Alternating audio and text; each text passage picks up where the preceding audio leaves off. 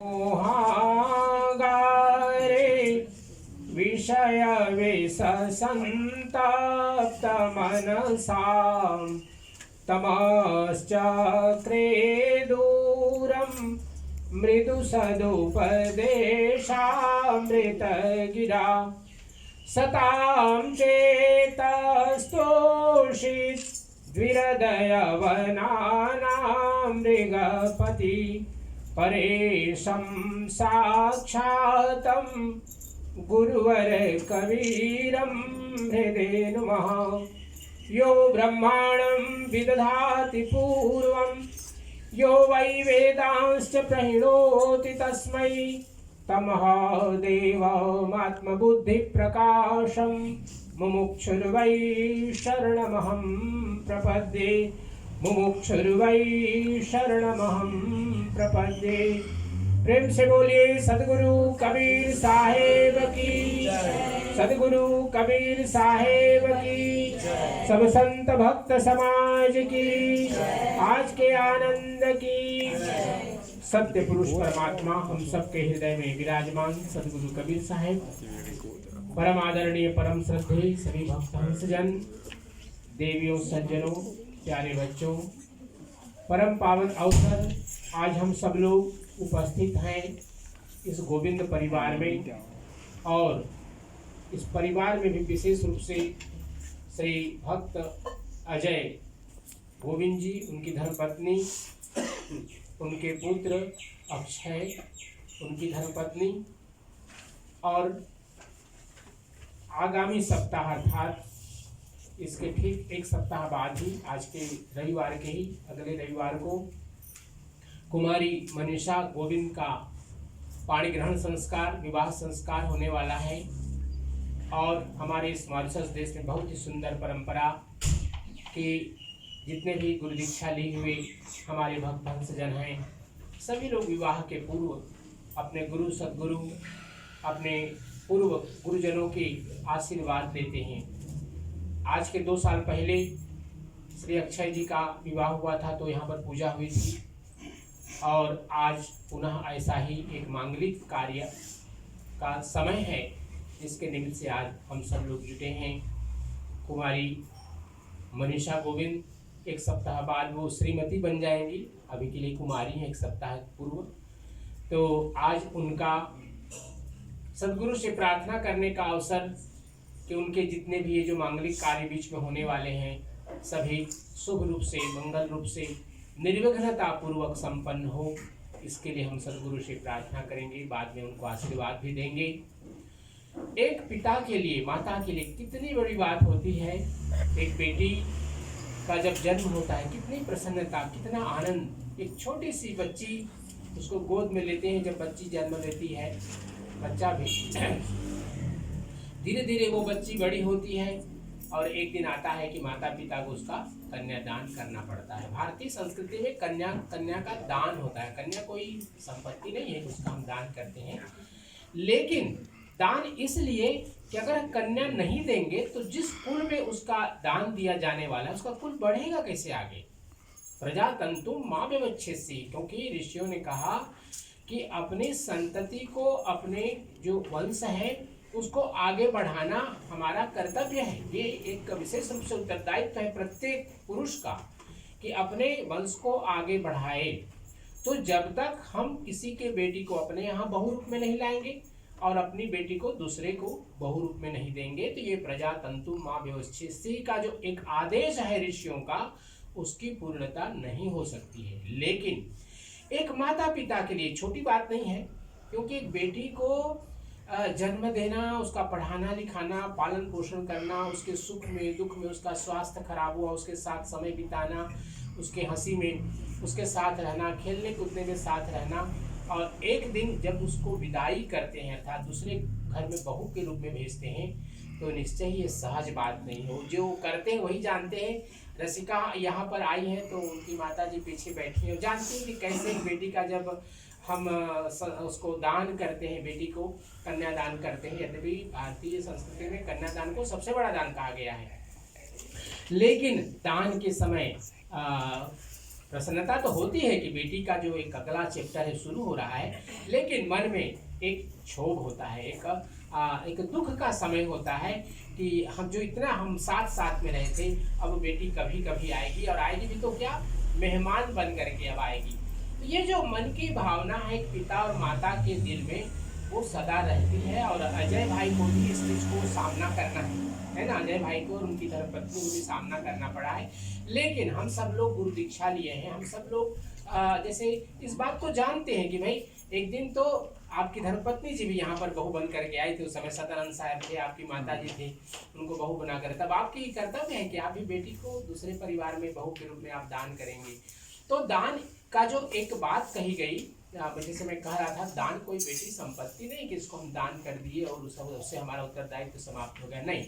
इसका अर्थ विशेष रूप से यही है कि जो हम ऋषि और हमारी परंपरा है कि हम उस कुल को आगे बढ़ाने के लिए अपनी बेटी का दान करते हैं, कि आपकी बेटी के माध्यम से जिस कुल में जाती है उस कुल का फिर वंश आगे बढ़ता है। जैसे आपके घर में बहू आई हैं, आपकी पत्नी आई हैं, तो आपका कुल बढ़ा है। इसी प्रकार से बेटी के जाने से भी दुख होता है, कष्ट होता है, लेकिन प्रसन्नता होती है कि बेटी का जो एक जीवन में एक आनंद है वो उसके पति के साथ है, उसके बच्चों के साथ है, तो उसको होना ही चाहिए कि विवाह। और इसीलिए कन्या का दान किया जाता है, क्योंकि कन्यादान के बाद जितने भी उसके संस्कार पिता के हैं वो तो उसके साथ में रहते हैं पितृगृह के, लेकिन उसको एक और नया घर मिलता है, तो वहाँ के संस्कार को भी वो स्वीकार करते हैं। रसिकाई है, देखिए आज हम लोग पूजा की तो सब में साथ साथ में इन्होंने सहयोग किया और देखा कि कैसे कबीरपंथी एक पूजा होती है, उनके साथ उनके माता जी सब लोग मिल करके उन लोगों ने देखा।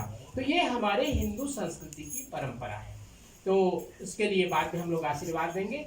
एक छोटी सी कथा, सदगुरु कबीर साहब कितने सिद्ध महापुरुष थे, कितना उनका उच्च महानता थी उनकी, इसको एक छोटे दृष्टांत के रूप में आप सब लोगों के समक्ष आज रखेंगे। आप हम सब जानते हैं सदगुरु कबीर साहब ने गुरु को कितना ऊंचा स्थान दिया है, अर्थात गुरु उनके लिए एक परमात्मा को मिलाने का माध्यम है।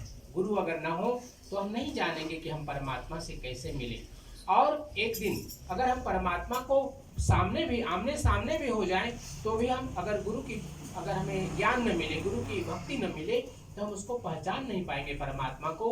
वो हमारे पास आकर के चले भी जाएंगे, बाद में पता चलेगा अरे हमने तो परमात्मा से मिला लेकिन उसका कोई स्वागत नहीं किया।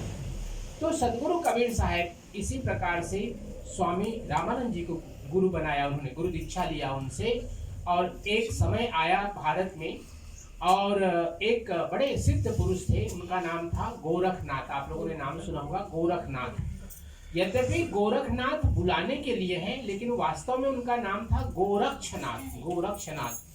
तो गोरक्षनाथ वो इतने सिद्ध पुरुष थे कि उनके शिष्य लोग भी उनके बल पर कभी कभी ऐसे कार्य कर जाते थे जो बड़ा ही दुखदायी होता था, क्योंकि भारत में उस समय गोरख परंपरा भगवान शिव को मानने वालों की परंपरा अभी तक है, और स्वामी रामानंद जी थे वो वैष्णव परंपरा के थे, अर्थात भगवान विष्णु को मानने वाले थे।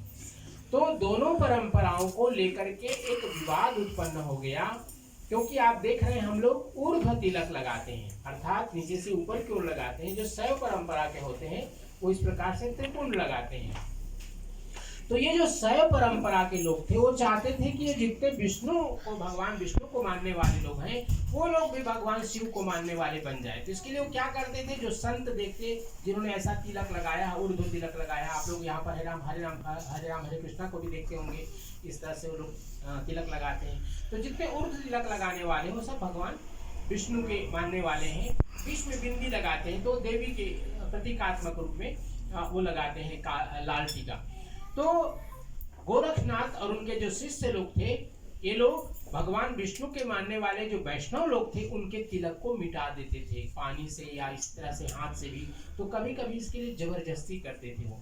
तो इस घटना को जब पता चला स्वामी रामानंद जी को, तो उन्होंने कहा कि भाई ये तो बड़ा एक गलत कार्य हो रहा है, वैष्णव परंपरा को असम्मान किया जा रहा है, उनको अपमानित किया जा रहा है। तो उनको ध्यान आया कि इस कार्य को रोकने में एकमात्र सक्षम है सदगुरु कबीर साहब। तो उन्होंने, क्योंकि स्वामी रामानंद जी रहते थे गंगा किनारे पंचगंगा घाट, कभी भारत आपको जाने का मौका मिले, ये कौशल्या जी वगैरह गए हैं तो देखा उन्होंने, स्वामी रामानंद जी पंचगंगा घाट पर रहे थे। और कबीर साहब रहते थे कबीर चौरा पर, जो आज कबीर चौरा नाम है उसका।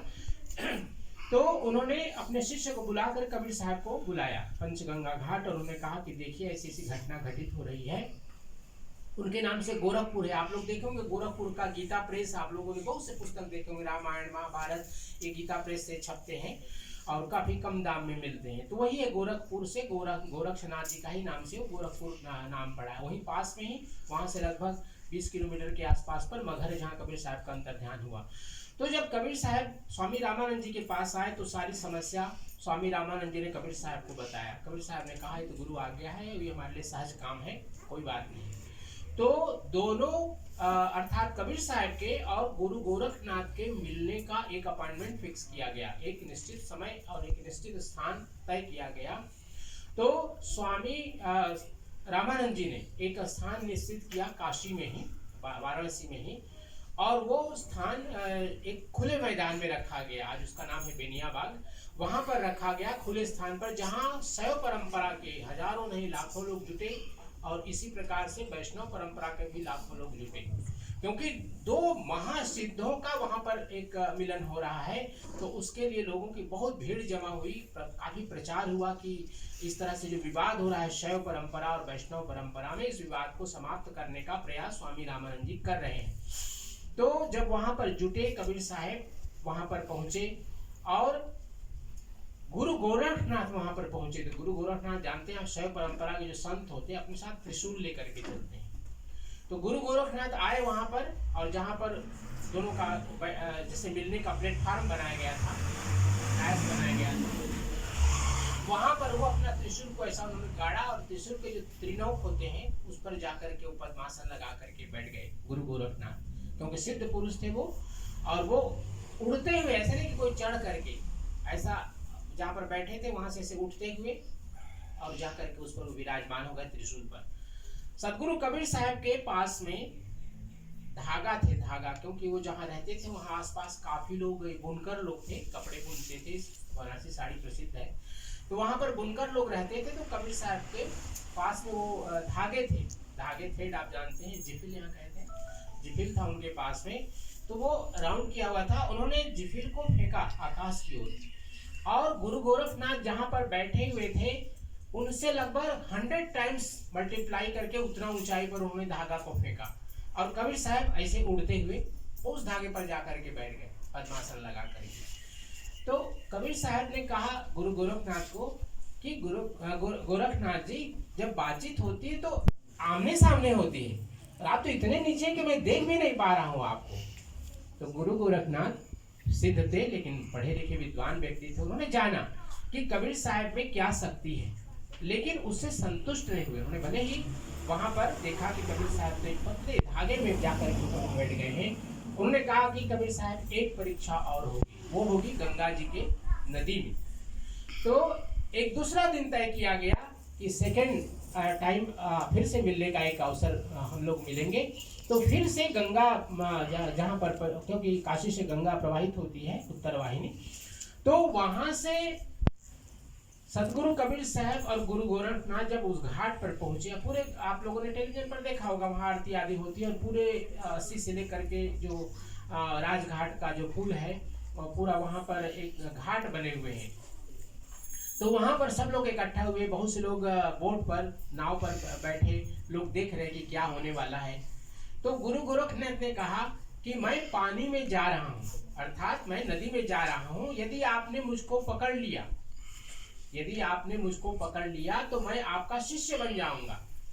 सदगुरु कबीर साहब ने कहा ठीक है, कोई बात नहीं, लेकिन अगर आप पकड़ में आए तो आपको मेरा शिष्य बनना पड़ेगा। तो ये जो दोनों में आपस में तय हुआ, और दोनों पक्ष ने, अर्थात वैष्णव परंपरा के जो संत लोग थे, स्वामी रामानंद जी भी वहीं पर थे, और जो शैव परंपरा के गुरु गोरखनाथ और उनके जो शिष्य लोग थे, सब लोगों ने स्वीकार किया कि जो हारेगा, जो जिसको पकड़ पाएगा, खोज लेगा पानी में, वो उसका शिष्य बन जाएगा। तो ये जब तय हो गया तो गुरु गोरखनाथ पानी में उतरे, नदी में उतरे, गंगा जी में उन्होंने जैसे अपना प्रवेश किया, और प्रवेश होने के तुरंत बाद वो एक छोटी सी मछली बन गए।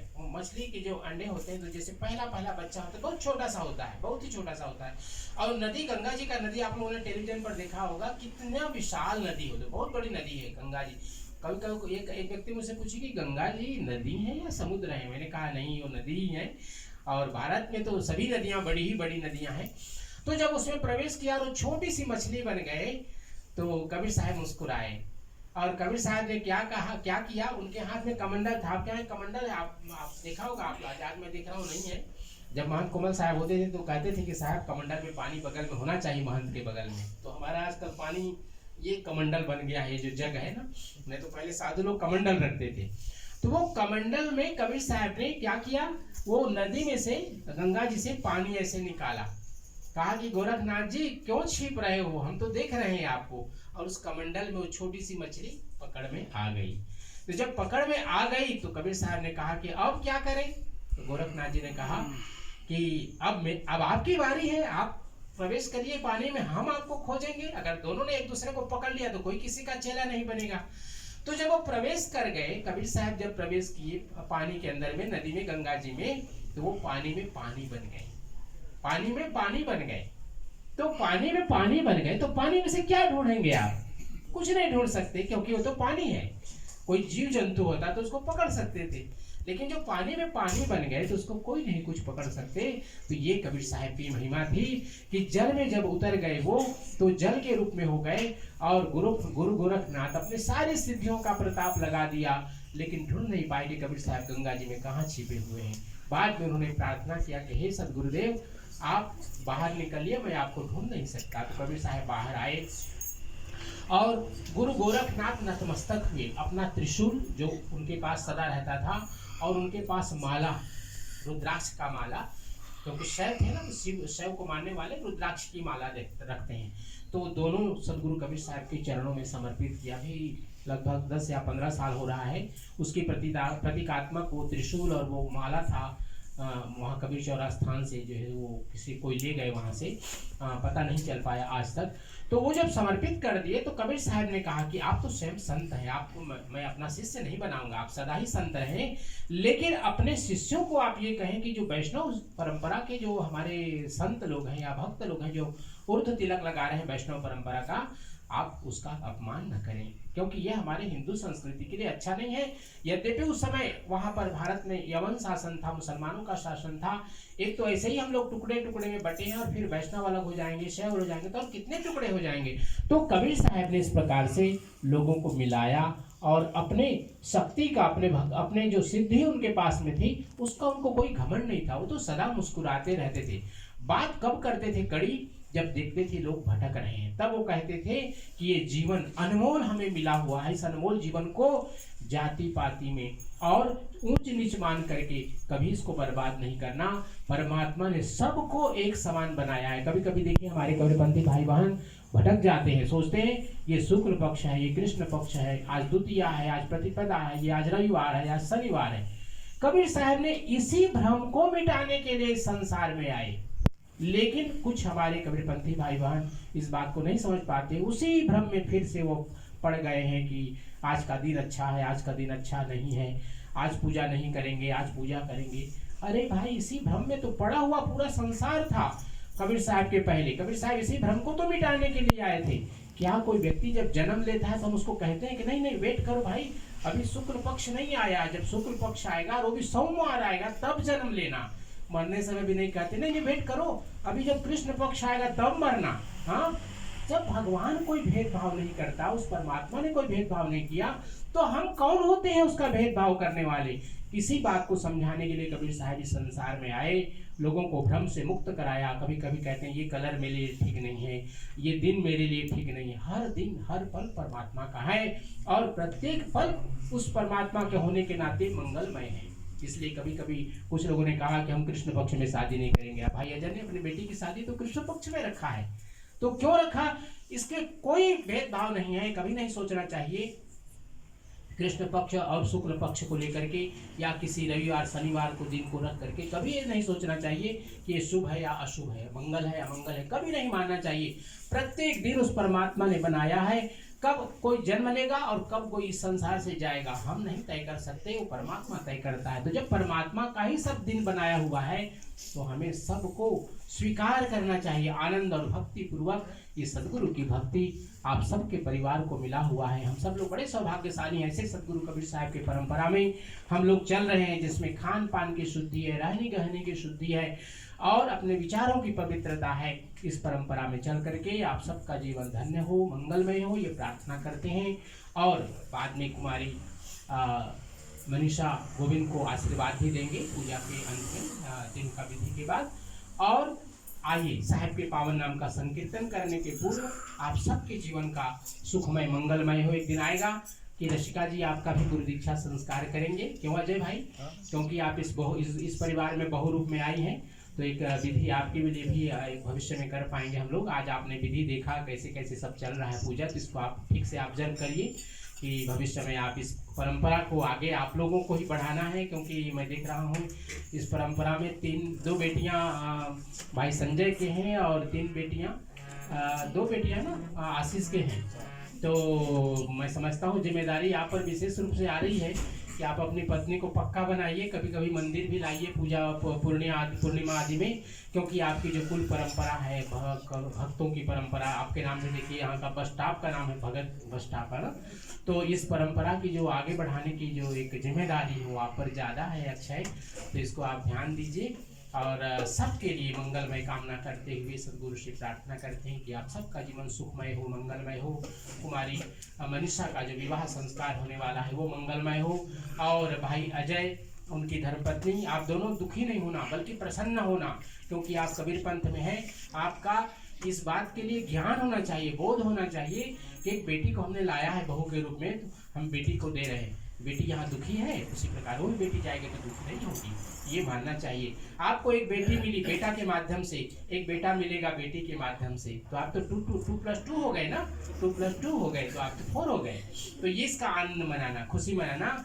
बेटे दामाद को लेकर के आएंगे। नसीब वाले हैं जिनकी बेटियां हैं। बेटा एक दिन पता नहीं कितना कहाँ तक आपको साथ निभाएगा, लेकिन बेटी आपको हर समय साथ निभाएगी।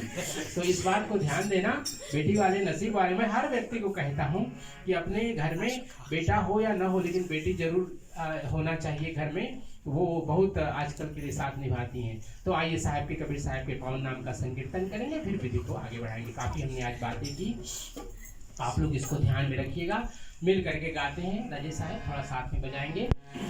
सतनाम सत्य नाम बोल, जय करुणामय सत्य नाम बोल, सत्य नाम बोल,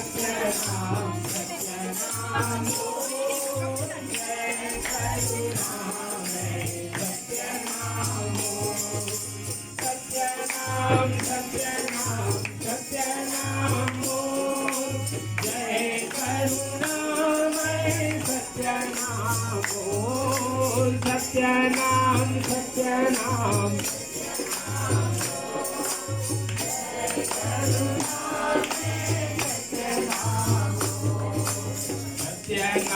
सत्य नाम सत्य नाम बोल, जय करुणामय सत्य नाम बोल, सत्य नाम बोल, जय करुणामय सत्य नाम बोल। प्रेम से बोलिए सदगुरु कबीर साहेब की जय, सदगुरु कबीर साहेब की जय, सब भक्त हंस समाज की जय। साहेब बंदगी, साहेब बंदगी, साहेब